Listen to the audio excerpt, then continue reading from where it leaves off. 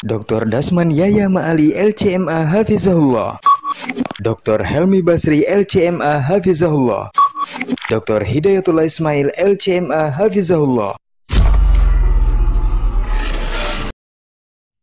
Ketahuilah bahwa ketika kita mengikuti sebuah majelis ilmu, itu sesungguhnya Allah sedang memberikan kepada kita sekian banyak fadilah dan keutamaannya.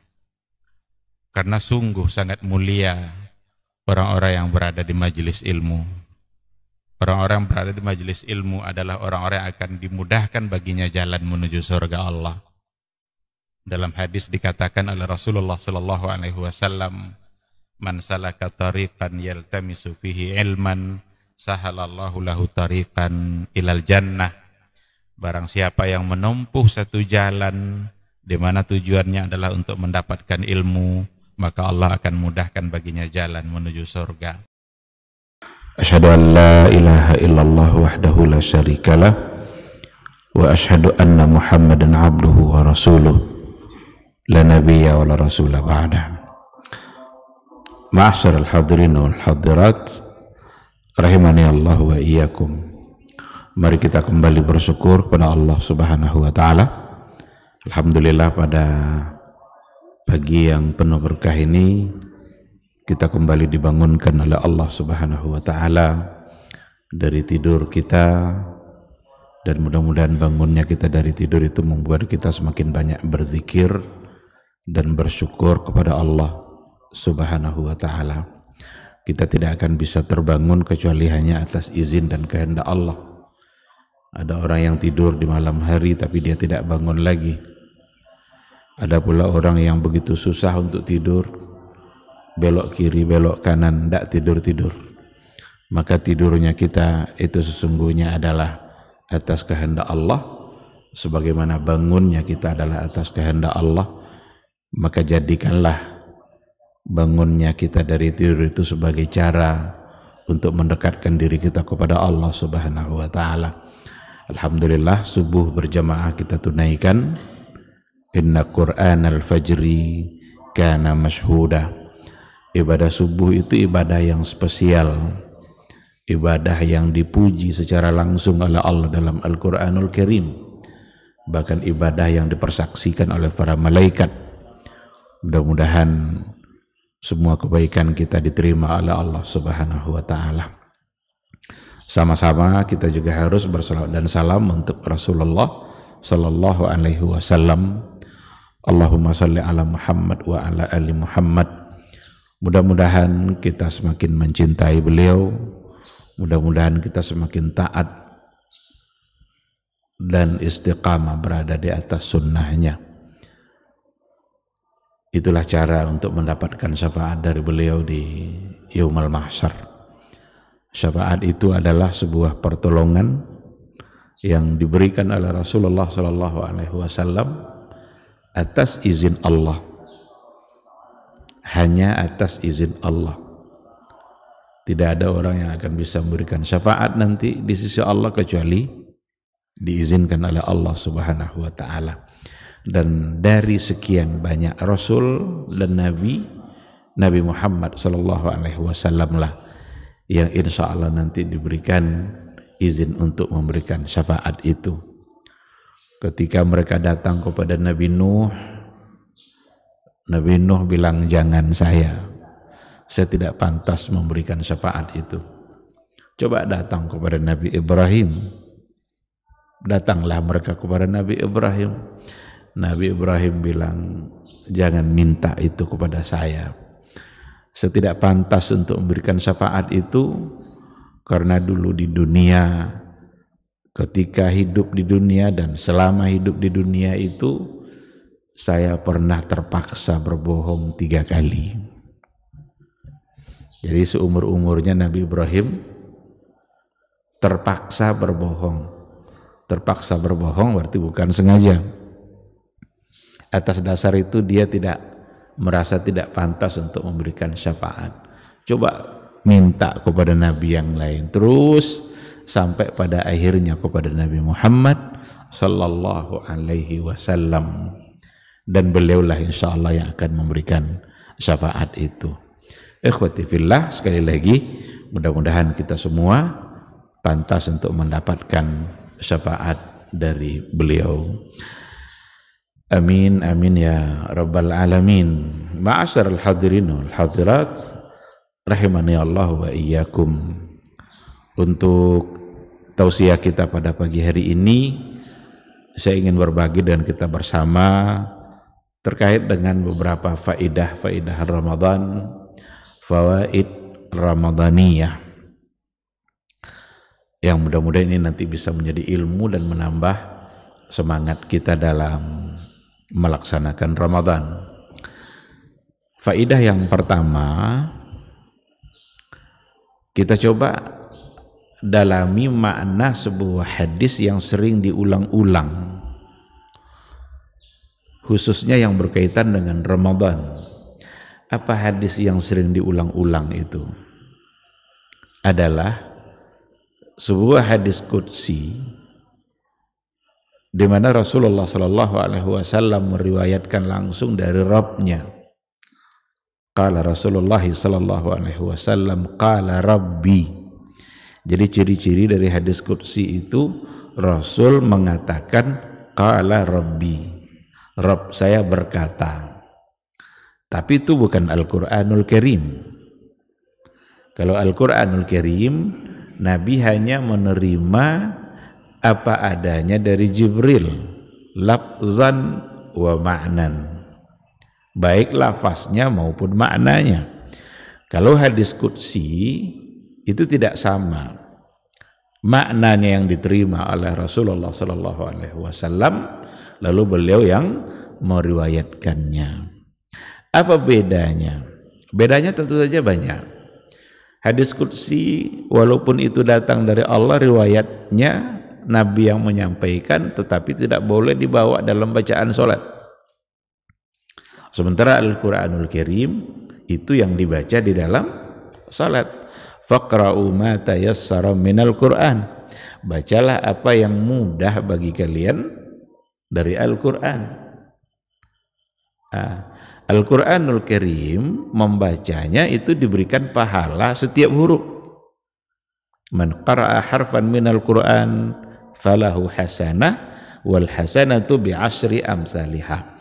Kalau kita membaca Al-Quran, satu huruf saja dari Quran yang kita baca itu mendapatkan 10 kebaikan.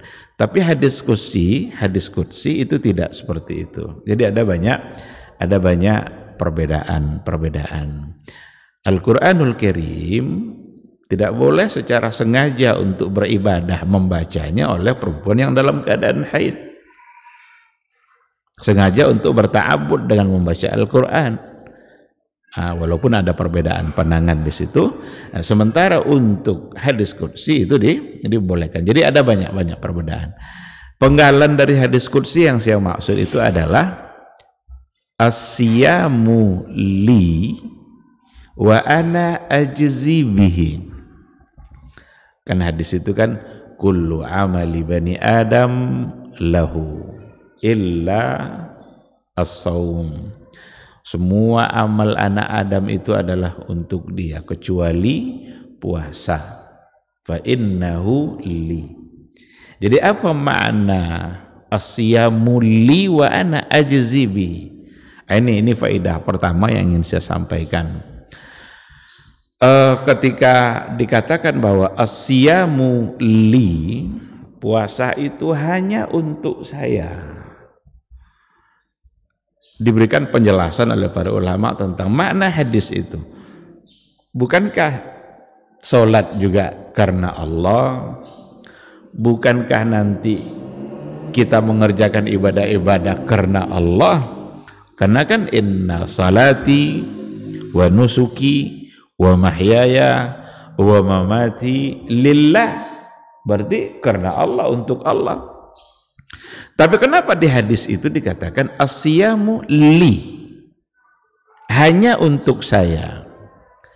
Jadi maknanya adalah annas-siyama la yu'badu fihi siwallah. Ibadah puasa itu, ketika kita mengerjakan ibadah puasa, itu la yu'badu fihi siwallah. Tidak ada yang kita sembah, tidak ada tujuan kita untuk siapa ibadah itu, kecuali hanya untuk Allah. Dan itu berbeda nanti dengan ibadah-ibadah yang lain. Contoh, ibadah sholat umpamanya.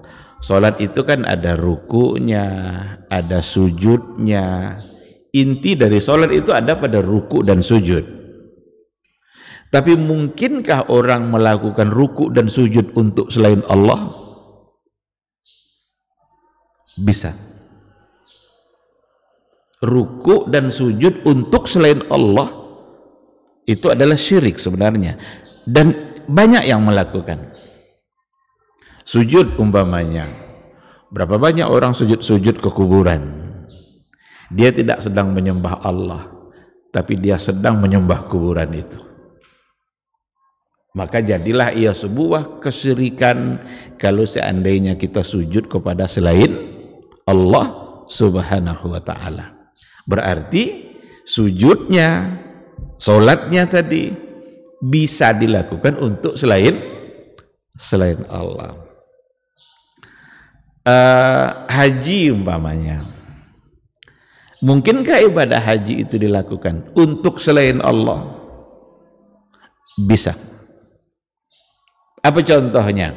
Umpamanya salah satu dari rangkaian ibadah haji yang bahkan itu adalah menjadi rukun dari ibadah haji itu sendiri, itu adalah tawaf. Tawaf itu menjadi rukun dalam ibadah haji. Ada namanya tawaf ifadah, mengelilingi Ka'bah sebanyak 7 kali putaran.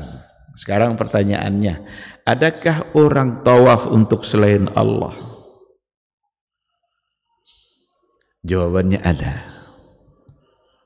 Berapa banyak kesalahan-kesalahan syirik yang dilakukan oleh orang-orang tertentu. Mereka tawaf di kuburan-kuburan para walinya. Mereka tawaf di kuburan-kuburan kiai yang mereka anggap keramat. Dijadikan itu sebagai sebuah ibadah. Sebagaimana yang banyak dilakukan oleh orang-orang Syiah dan oleh sebagian orang-orang Sufi. Itu kuburan Husain itu, bagi orang Syiah mengunjungi kuburan Husain 1 kali saja itu bisa sama dengan haji dan umrah. Yang kalau mereka sudah sampai ke kuburannya Husain itu, macam-macam kesyirikan yang mereka lakukan. Ya Husain, ya Husain, yang dipanggil adalah Husainnya. Madad, madad ya Husain. Tolong kami wahai Husain, tolong kami wahai Husain. Ini syirik apa tidak ini? Syirik. Karena iyyaka na'budu wa iyyaka nasta'in. Itu juga kadang yang dilakukan oleh sebagian orang-orang Sufi. Karena Sufi sama Syiah itu imbang-imbang itu. Kata orang sekarang 11-12. Ketika mereka mengagung-agungkan kuburan Husain, yang sebelah sini mengagung-agungkan pula kuburan-kuburan orang-orang mereka anggap keramat. Mereka tawaf di kuburannya sambil meminta-minta, ya Badawi, ya Badawi. Dan itu syirik. Berarti ibadah tawaf yang biasa dikerjakan pada ibadah haji, yang seharusnya untuk Allah, bisa dikerjakan untuk selain Allah. Dan itu tidak ada pada puasa. Kalau ibadah puasa, sebuah ibadah yang dikerjakan murni hanya untuk Allah dan tidak ada untuk selain Allah. Tidak ada yang kita sembah dalam puasa kita kecuali hanya Allah saja. Beda sama yang tadi. Tawaf untuk selain Allah, sujud untuk selain Allah, ruku untuk selain Allah. Dulu raja-raja dahulu itu disembah dengan cara ruku kepada raja itu. Jadi kalau mau menghadap ke dia harus dengan cara Harus dengan cara menunduk. Bahkan kembali dari tempatnya itu aja, itu tidak boleh berdiri membalik belakang punggung itu. Tapi tetap harus dengan sambil jongkok, sambil mundur. Karena dianggap itu tidak sopan. Makanya ruku dan sujud itu sesungguhnya adalah bentuk penghambaan kita kepada Allah, maka tidak boleh kita ruku dan sujud kecuali hanya kepada Allah Subhanahu wa taala. Jadi ketika dikatakan as-siyamul li, puasa itu hanya untuk saya, itulah artinya bahwa ibadah puasa kita tidak ada yang kita sembah saat kita berpuasa kecuali hanya Allah Subhanahu wa taala. Tidak mungkin kita berpuasa yang kita sembah ketika itu selain daripada Allah. Itu makna dari kata as-siyamu li. Lalu apa pula makna wa ana ajzi bihi?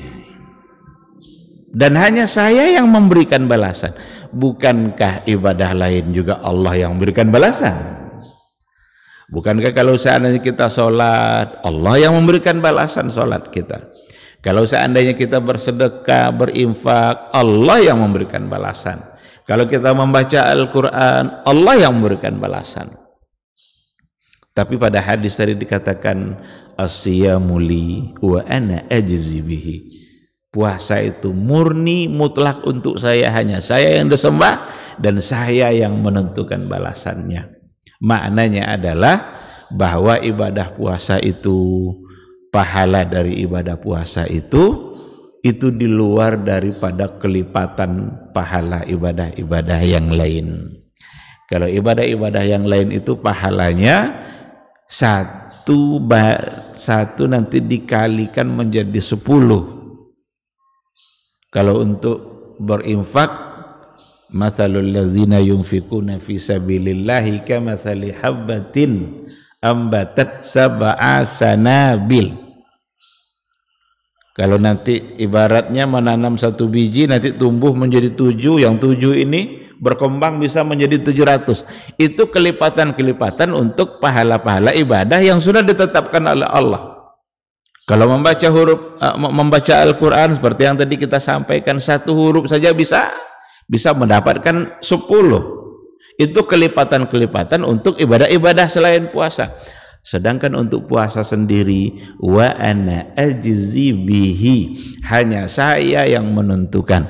Dan itu artinya adalah kelipatan itu tidak berlaku untuk puasa. 1:10 tidak berlaku. Bahkan menjadi 700 juga tidak berlaku. Untuk puasa murni Allah yang menentukan berapa besaran pahala yang akan didapat oleh orang-orang yang berpuasa. Itu tanpa batas. Maka ketika dikatakan oleh Allah Subhanahu wa taala, innama yuwaffas sabiruna ajrahum bighairi hisab, sesungguhnya Allah menyempurnakan pahala bagi orang-orang yang sabirun. Di antara mufassir menafsirkan ayat itu as-sabirun itu dengan as-saimun. Di antara tafsir kata as-sabirun itu adalah as-saimun, orang yang berpuasa. Kenapa sabirun itu dimaknai dengan orang yang berpuasa? Karena puasa itu sendiri adalah sabar. Maka syahrul Ramadan itu juga disebut dengan syahrus sabr. Bulan puasa itu juga disebut dengan bulan sabar. Bulan membangun kesabaran. Benar-benar kita diuji kesabaran kita oleh Allah. Karena ketika kita sendiri dalam keadaan lapar, dalam keadaan haus, ada makanan, ada minuman, sendiri kita di situ, tapi kita tetap tidak mau memakan dan meminumnya, kesabaran kita benar-benar diuji. Dan di ayat tadi dikatakan ajrahum bighairi hisab, mereka diberikan pahala tanpa batas.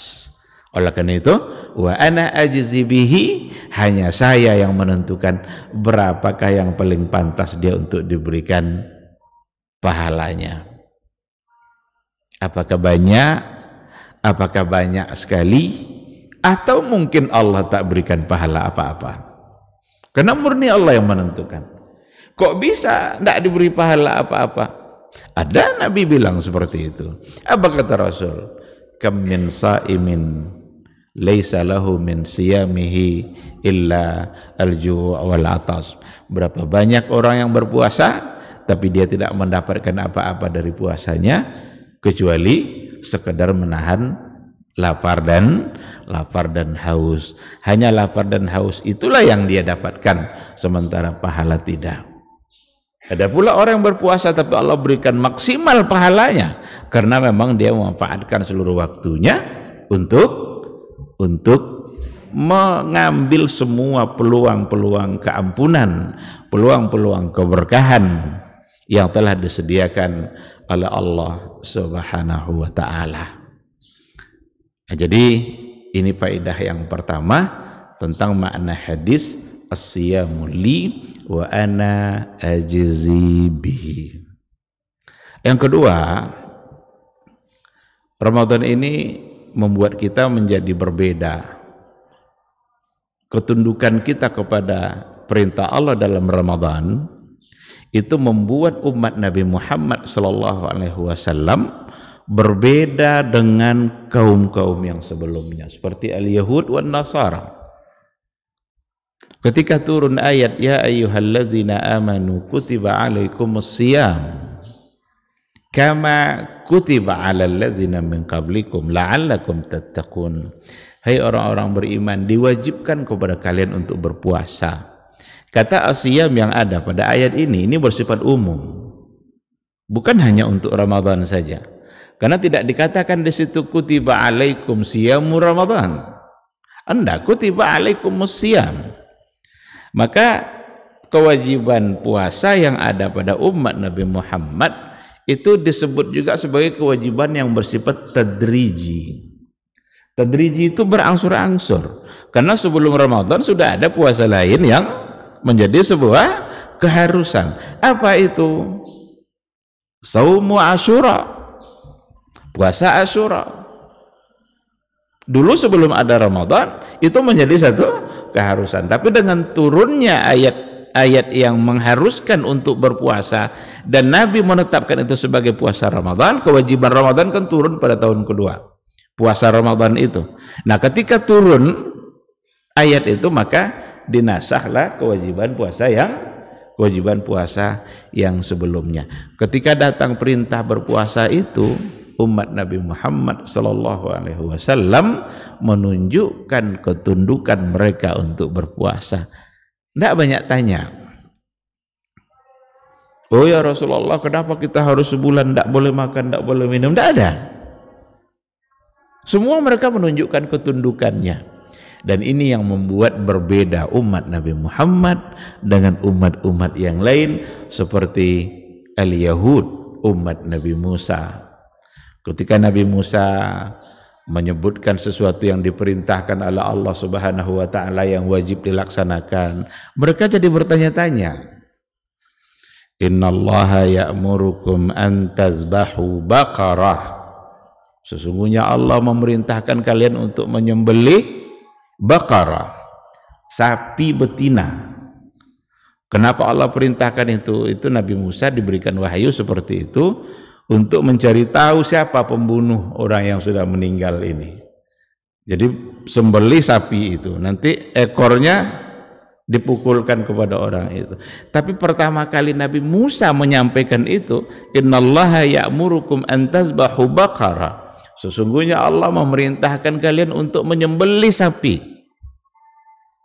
Apakah mereka langsung menerimanya? Qalu atattakhiduna huzwa. Apakah kamu ingin mempermainkan kami? Masa sapi pula yang mau disembelih, ini udah mati, ini sapi pula mau dimatikan lagi? Ini tapi ada orang-orang Yahudi. Ketika mereka mendapatkan sesuatu dari nabinya sendiri, mereka tidak bisa langsung percaya. Ini main-main namanya ini katanya. Seolah-olah tidak ada hubungan, padahal yang memerintahkan adalah Allah. Jadi mereka itu cenderung memainkan akalnya. Apa pula hubungannya sapi sama yang ini? Coba kalau tunjukkan saja ketundukan, tunjukkan saja, buktikan kalau kita tunduk. Jangan dimainkan akal kita untuk menerima kebenaran yang datang dari Allah Subhanahu wa ta'ala. Jadi kalau seandainya hari ini banyak orang yang memainkan akalnya untuk mengukur kebenaran yang datang dari Allah, bahkan sesuatu yang datang dari Allah dan Rasulnya bisa-bisa ditolak karena seolah-olah tidak sejalan dengan akalnya, berarti pengikut sama dengan tabiat yang ada pada orang-orang Yahudi itu. Tidak langsung diterimanya. Berbeda dengan umat Nabi Muhammad sallallahu alaihi wasallam, ketika datang perintah puasa, ya puasa, tidak makan, tidak minum. Apa yang membuat mereka bisa seperti itu? Bisa menunjukkan ketundukan itu apa? Tidak lain dan tidak bukan adalah iman. Iman. Oleh karena itulah yang dipanggil untuk melaksanakan ibadah puasa itu adalah orang-orang yang beriman. Ya ayyuhalladzina amanu, hei orang-orang yang beriman. Yang dipanggil adalah orang-orang yang beriman.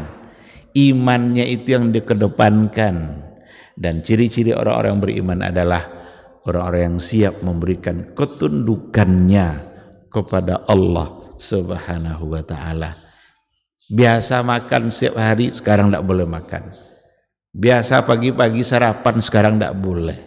Sebenarnya bukan tidak boleh, merubah jadwal makan sebenarnya. Puasa ini bukan tidak boleh makan, tapi dirubah sedikit jadwal makan itu, di cancel. Yang biasanya pagi pindah ke jam 4 sebelum subuh, yang biasanya siang dibawa ke sore maghrib. Itu saja. Dan itu semua adalah ujian. Bagaimana kita yang punya iman ini harus tunduk kepada ketentuan Allah. Karena ada nanti di antara hari-hari di mana kita tidak boleh berpuasa, jangan puasa. Ada di antara hari-hari kita di mana kita terlarang puasa. Kalau puasa juga berdosa. Apa contohnya? Hari raya.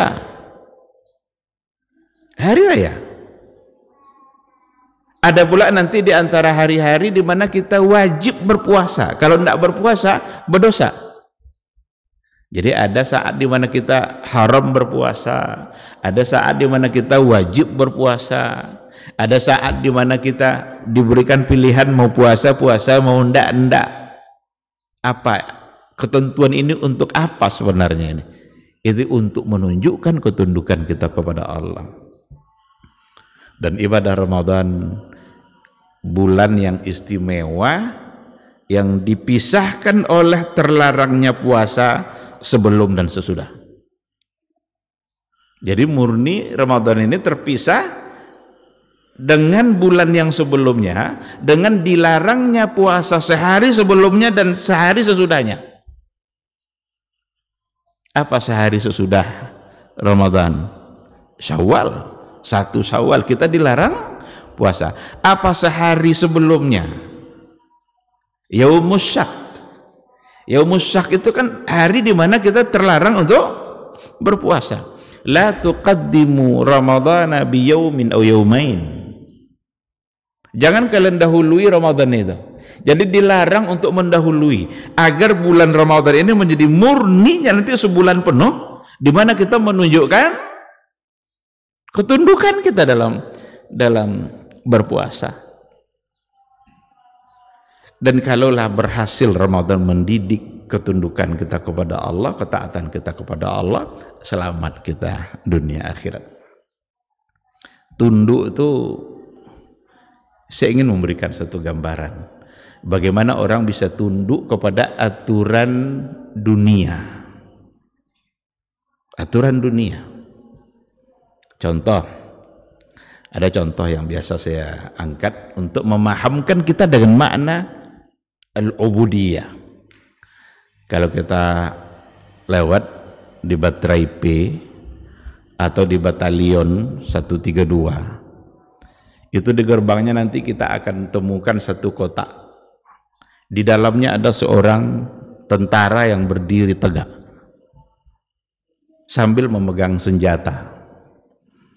Kalau kita lewat pagi di situ jam 8, jam 9, kita saksikan dia tegak berdiri sambil pegang senjata, mata melotot ke depan, tidak bergerak.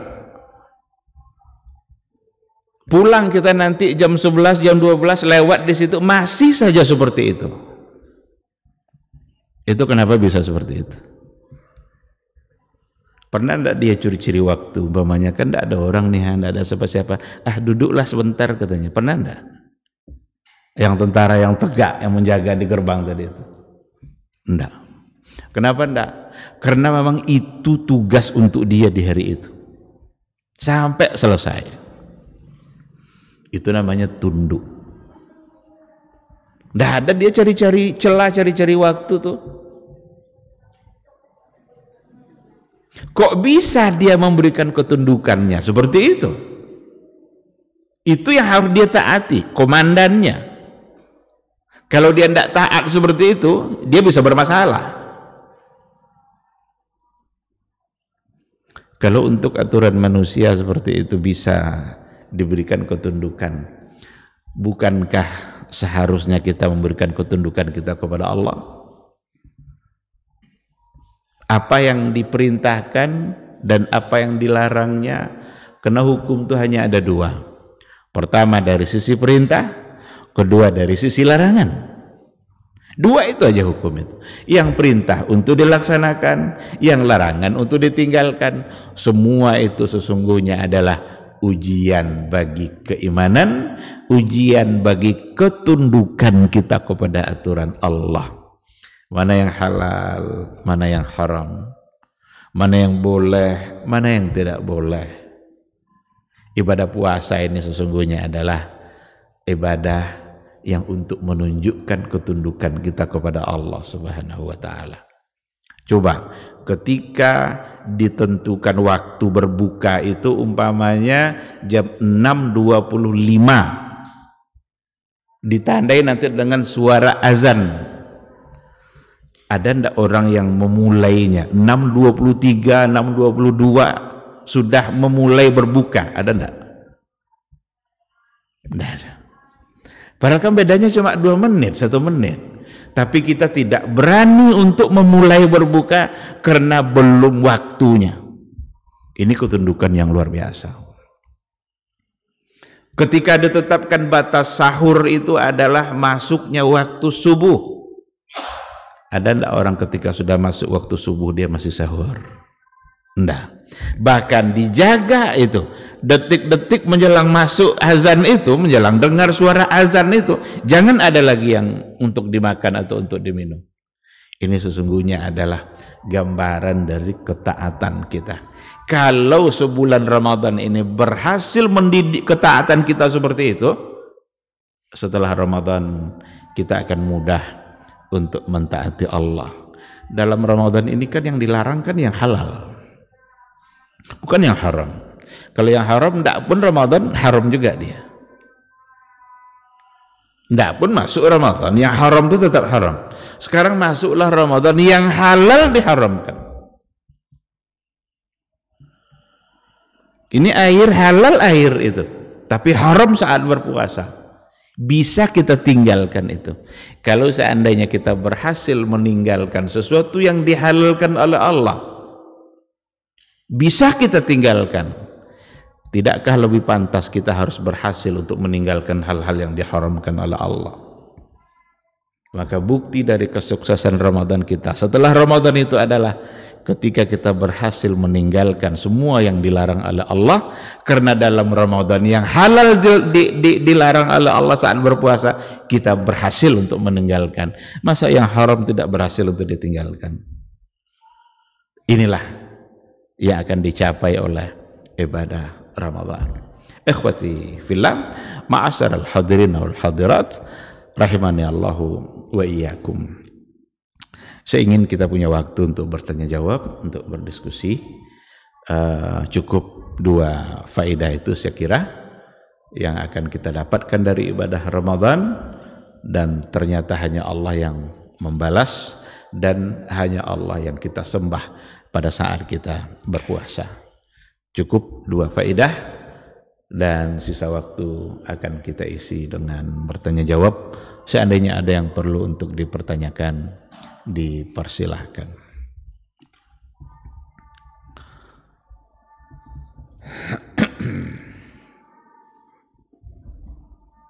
Nah, tafadhal.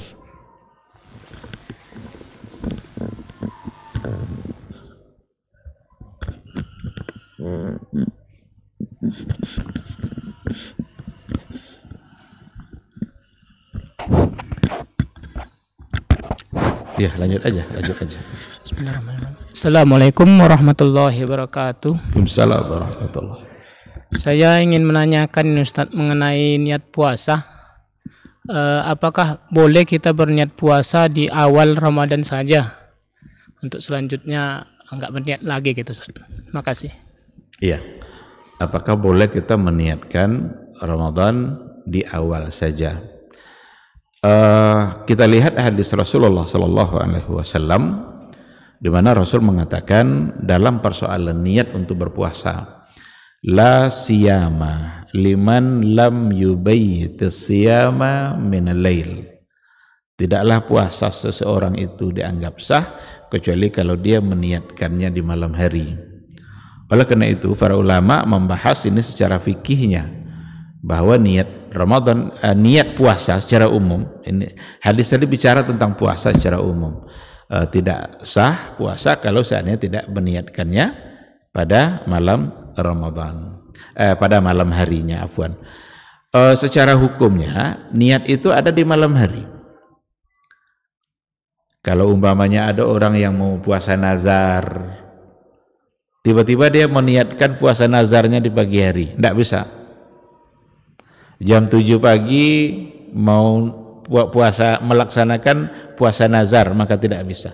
Atau dia punya hutang puasa karena dulu dia haid lalu punya hutang puasa, karena kebetulan hari ini nampaknya tidak ada yang mau dimakan, udahlah kalau gitu saya ganti hutang saja. Tidak bisa, karena ada di antara detik-detik waktunya dia di mana niatnya bukan untuk berpuasa. Satu-satunya yang dibolehkan niat di pagi hari itu adalah untuk puasa sunnah, yang tidak ada hubungannya dengan embel-embel yang lain, nazarkah, hutangkah, qadha puasakah. Puasa sunnah itu saja. Karena Rasulullah Sallallahu Alaihi Wasallam satu hari di pagi hari masuk ke rumah, tanya Aisyah, adakah sesuatu yang bisa saya jadikan sarapan? Kata Aisyah, tidak ada ya Rasulullah, tidak ada yang bisa kita jadikan sarapan. Kata Rasul apa? Izan ana shaim. Kalau begitu saya berpuasa. Maka Nabi mempuasakan harinya dikarenakan oleh tidak ada tadi yang bisa untuk dijadikan sarapan. Itu untuk puasa sunnah. Bagaimana dengan Ramadan? Ramadan dibolehkan untuk meniatkannya di awal Ramadan, seperti yang dikatakan oleh dalam kajian fikih imam-imam mazhab itu juga dibahas, seperti Imam Malik, Imam Syafi'i, boleh untuk meniatkannya di awal untuk sebulan penuh, karena Ramadan ini kan satu paket istilahnya, bukan hari yang terpisah. Niatkan di awal, lalu nanti tinggal lagi mengulang niat dalam setiap malam. Seandainya dia tertidur jam 10 malam tidur, dia tidak terbangun kecuali pagi, orang sudah sholat subuh baru dia bangun, apakah dia tidak berpuasa di hari itu karena tidak ada niat? Dia wajib berpuasa hari itu karena dia sudah meniatkannya di awal Ramadan untuk sebulan penuh. Dan satu hal yang perlu dipahami juga, bahwa jangan mempersulit diri dalam persoalan niat. Jangan mempersulit diri kita, karena ada sebagian orang yang niat itu katanya kalau belum terucap lagi kata nawaitu itu belum lagi niat namanya. Asal belum terucap nawaitu sauma ghadin lillahi ta'ala. Kalau belum terucap itu kayaknya belum berniat. Itu salah. Sekarang kalau kita bangun untuk sahur, kenapa kita sahur? Karena kita besok mau. Itu sudah bagian dari niat. Bagian dari niat itu. Karena dia bangun untuk sahur, besok mau berpuasa.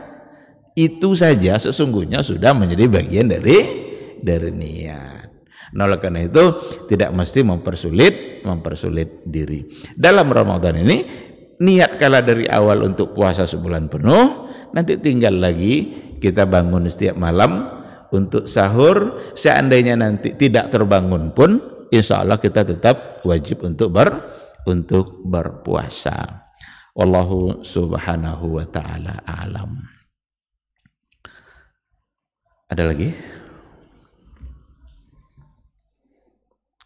Silakan kalau ada.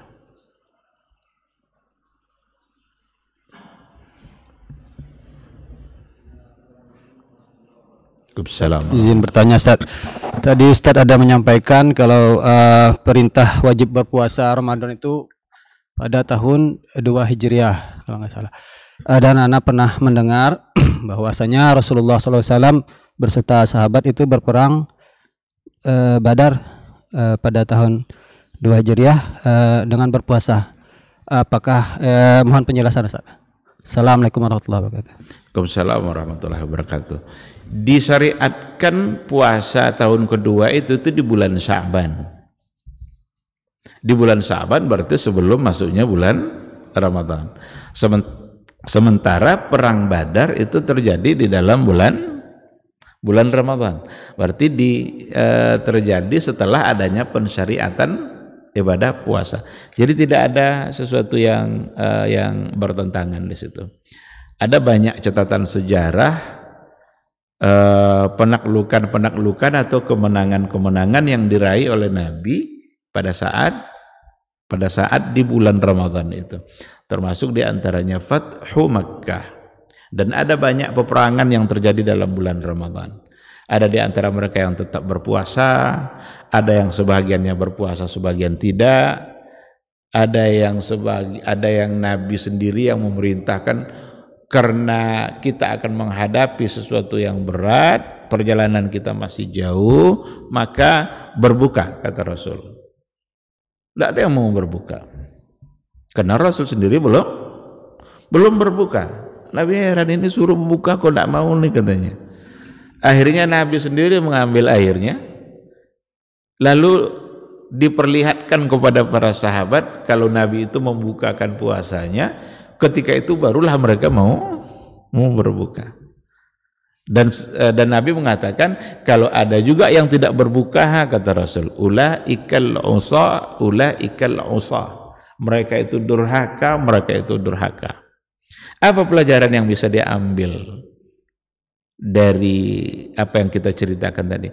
Berarti ibadah puasa tidak menghalangi mereka untuk mengerjakan hal-hal berat. Ibadah puasa bukanlah ibadah di mana kita harus bermalas-malasan.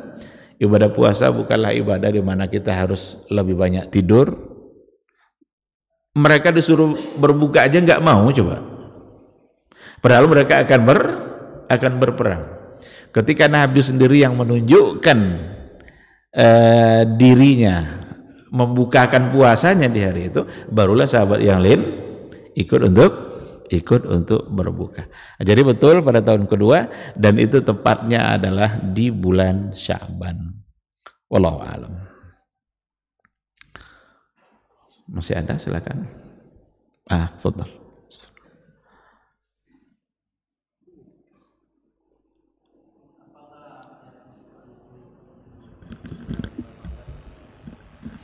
Apakah ayat-ayat Al-Quran itu turunnya di bulan Ramadan semuanya? Apakah ayat-ayat Al-Quran itu turunnya di bulan Ramadan semua? Tentu tidak. Ketika dikatakan syahrul Ramadan allazi unzila fihil Quran, bulan Ramadan adalah bulan di mana diturunkan Al-Quran. itu bukanlah artinya bahwa semua ayat-ayat Al-Quran turunnya dalam bulan Ramadan, turunnya kepada Nabi Muhammad. Tetapi yang dimaksud adalah yang pertama, ayat yang pertama turun kepada Rasulullah sallallahu alaihi wasallam, Iqra bismi rabbikal ladzi khalaq, yang 5 ayat yang pertama itu turunnya di bulan Ramadan. Tapi belum ada puasa waktu itu kan, karena ini adalah awal dari pengangkatan Rasul menjadi Nabi Allah Subhanahu wa ta'ala. Dan itu ada terjadi pada bulan Ramadan. Yang kedua, yang dimaksud dengan turunnya tadi itu adalah turunnya dari Allahul Mahfuz ke langit dunia, untuk kemudian nanti turun secara berangsur-angsur kepada Nabi Muhammad sallallahu alaihi wasallam satu persatu sesuai dengan momen dan kejadian-kejadian yang memerlukan keputusan hukum. Nah, itulah yang dimaksud dengan malam yang penuh berkah, malam Lailatul Qadar. Jadi bukan berarti semua ayat itu diturunkan kepada Nabi Muhammad pada bulan Ramadan. Nah, ada pada berbagai bulan-bulan yang lain, sesuai dengan momen-momen di mana diperlukan kepastian hukum dalam syariat Islam. Wallahu a'lam. Silakan. Assalamualaikum warahmatullahi wabarakatuh. Salah satu tujuan akhir dari bulan Ramadan ini adalah agar kita diberi keampunan oleh Allah Subhanahu wa taala. Kira-kira ada enggak hubungan tujuan itu dengan malam Lailatul Qadar itu? Satu, kemudian ada enggak indikasinya kalau memang setelah kita selesai Ramadan berpuasa, apa kira-kira indikator bahwa kita diampuni dosa-dosanya begitu? Terima kasih. Assalamualaikum warahmatullahi wabarakatuh. Assalamualaikum warahmatullahi wabarakatuh. Hubungan Lailatul Qadar dengan keampunan itu sangat erat sekali. Bahkan ada hadis yang khusus bicara tentang itu. Man qama Lailatul Qadri imanan wa ihtisaban ghufira lahu ma taqaddama min dzambi. Barang siapa yang menghidupkan malam Lailatul Qadar itu dengan penuh keimanan, penuh harap, ghufira lahu ma taqaddama min dzambi, diampuni dosa-dosanya yang telah berlalu. Ini hubungan. Jadi man sama Ramadhana, man qama Ramadhana. Man qama Ramadhana ini untuk sebulan penuh. Tapi ada yang khususnya, man qama Lailatul Qadri imanan wa ihtisaban ghufira lahu ma taqaddama min dzambi. Dan itu salah satu dari bentuk sayangnya Allah Subhanahu wa ta'ala kepada kita sebagai hambanya. Allah tahu bahwa kita ini adalah orang-orang yang pendosa semua. Kita ini pendosa semua, tidak ada yang tidak. Dosa kita antara dua saja, banyak atau banyak sekali. Tidak ada yang sedikit dosanya. Tapi Allah berikan peluang agar dosa-dosa itu bisa terampuni. Salah satu dari peluang itu adalah Ramadan, yang di dalamnya ada satu malam di mana khairun min alfi syahrin, lebih baik dari 1000 bulan. Nah, oleh karena itu wajarlah disebut Ramadan itu sebagai syahrul ghufran, syahrul maghfirah, bulan keampunan, bulan di mana kita diampuni oleh Allah Subhanahu wa ta'ala, bahkan dibebaskan dari neraka Allah. Apa kira-kira indikatornya orang-orang yang sukses melaksanakan puasa sebulan penuh? Ya seperti yang kita katakan tadi, salah satu dari tujuan puasa adalah tahqiq al-ubudiyah, untuk mewujudkan penghambaan kita kepada Allah, ketundukan kita kepada Allah. Ramadan ini bulan di mana kita mudah sekali untuk tunduk. Orang pergi ke masjid semuanya kita pergi juga. Seandainya ada orang yang dalam Ramadan semua orang ke masjid, dia tidak juga, Berarti di luar Ramadan barangkali akan lebih sulit lagi. Karena ketika suasana itu suasana ibadah, tapi dia tidak juga mau. Berarti apa yang mau diharapkan nanti di luar Ramadan? Ketika dalam Ramadan orang semua baca Quran, dia tidak juga. Berarti suasana itu tidak berpengaruh pada dia. Kalau seperti itu, khawatir nanti di luar Ramadan akan lebih sulit lagi. Maka indikatornya adalah ketika sudah di luar Ramadan masih nampak enggak semangatnya. Dulu dalam Ramadan subuh masjid terus dia. Sekarang habis Ramadan enggak ada subuh masjid lagi. Mana ketaatan sebulan penuh yang kemarin itu? Yang perlu dicamkan adalah Tuhannya Syawal itu Tuhannya Ramadan juga. Kita bukan menyembah Allah karena Ramadan, tapi kita menyembah Allah karena Allahnya itu. 11 bulan berikutnya siapa Rabbnya? Allah juga Rabbnya. Rabb kita dalam Ramadan itu juga Rabb kita di bulan Syawal. Kenapa kita bisa taat di bulan Ramadan tapi tidak taat di luar Ramadan? Oleh karena itu diharapkan sebulan penuh ini benar-benar waktu yang harus mampu membangun ketaatan yang nanti terbukti setelah kita melaksanakan setelah selesai Ramadan, dibuktikan nanti dengan 11 bulan berikutnya. Itu salah satu di antaranya. Wallahu subhanahu wa ta'ala alam.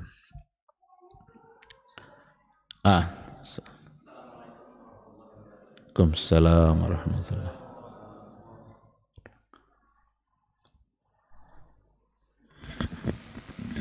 Yang jadi pertanyaan Ana Ustadz, dalam kita menjalankan ibadah puasa, untuk berbuka puasa itu sebaiknya kita menunggu azan atau dengan kita melihat waktu imsakiyah misalnya sudah masuk, waktu berbuka sudah masuk, kita boleh berbuka atau menunggu azan sebaiknya. Itu Ustadz, terima kasih. Iya, secara hukum asalnya yang menandai waktu berbuka itu adalah suara azan. Dulu kan tidak ada waktu-waktu jam apa kan. Zuhur kapan itu zuhur? Kalau setelah zawal, bayangan benda itu punya bayangan yang sama dengan kan ada itu kan. Tidak ada bilang 12 sekian. Hukum asalnya suara azan. Tetapi perkembangan ilmu pengetahuan membuat orang bisa mendeteksi perjalanan matahari. Karena kalau untuk ibadah-ibadah itu perjalanan matahari yang dilihat. Tapi kalau untuk masuknya puasa itu perjalanan bulan. Sekarang buka, masuk waktu maghrib, ditandailah dengan jam. Umpamanya jam 6:30, 6:27. Seharusnya sejalan antara jam dengan azan. Seharusnya. Sehingga ketika pas di waktunya kita sekaligus juga mendengarkan suara azan. Maka jadilah kita berbuka. Cuma kadang-kadang muazin diselesaikan dulu punya dia sama dia kan. ada capek dia makan ini baru azan. Ngapain nunggu dia udah makan dari tadi kok. Nah, karena itu cukup ambil kurma satu lalu minum azan setelah itu. Berikan hak kepada orang lain semuanya. Tidak mesti dia selesaikan dulu satu piring baru nanti azan. Kalau ada yang muazin seperti itu jangan tunggu. Buat apa nunggu dia? Nah, tetapi tunggu, ini sudah waktunya. Mudah-mudahan sekian detik lagi akan dengar suara azan. Nah, berbukalah seiring dengan itu, biar itu membuat kita juga menjadi yakin, tidak bertanya-tanya. Ini kalau enggak nanti pas mulai, rupanya jamnya yang salah. Kan ada kadang jam lebih cepat dia kan, ada jam yang kemarin jam segini tapi kok lebih cepat 5 menit gitu kan. Bisa-bisa itu yang salah. Nah, perlu ada kehati-hatian juga dalam persoalan ini. Karena kalau kita tersalah nanti bisa-bisa membuat masalah pula pada puasa yang kita laksanakan. Jadi tinggal dikombinasikan saja. Wallahu subhanahu wa ta'ala a'lam. Ada lagi? Baik, kalau tidak ada, saya kira kita cukupkan sampai di sini. Mudah-mudahan fawaid Ramadaniyah yang kita sampaikan tadi bisa kita pahami, dan mudah-mudahan Allah selalu memberikan kita semangat untuk mengisi waktu-waktu kita di hari-hari Ramadan, sehingga dengan demikian kita bisa mendapatkan keberkahan dan keampunan dari Allah Subhanahu wa taala. Terima kasih. Subhanakallahumma wa bihamdika asyhadu an la ilaha illa anta astaghfiruka wa atubu ilaik. Wassalamualaikum warahmatullahi wabarakatuh.